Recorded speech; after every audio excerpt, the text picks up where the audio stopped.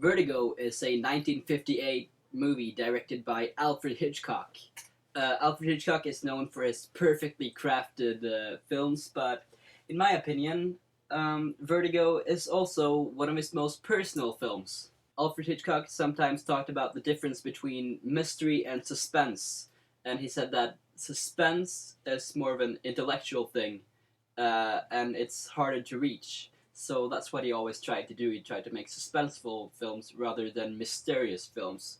I won't go too much into the plot of this film, but it's about James Stewart who falls in love with a woman who dies, but then comes back into his life as a different person.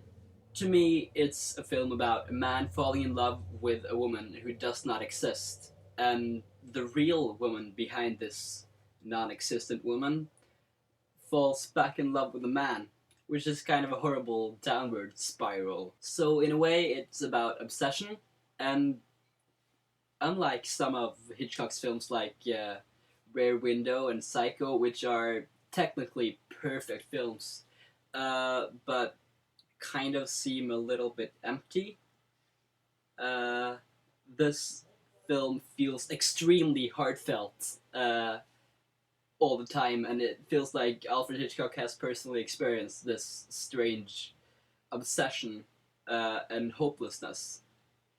And obviously, there is a murder plot packed in here somewhere. Alfred Hitchcock had a thing for beautiful but emotionally remote females, and usually blondes, who had a lot of control over men. But the one in this film seems more sympathetic and more seemingly real than most of them.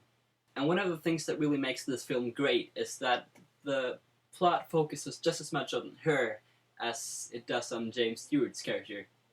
I personally have a thing for movies that look really, really good, and this is one of those movies. Hopefully, my editing kind of distracted you from the fact that it was kind of a sucky review.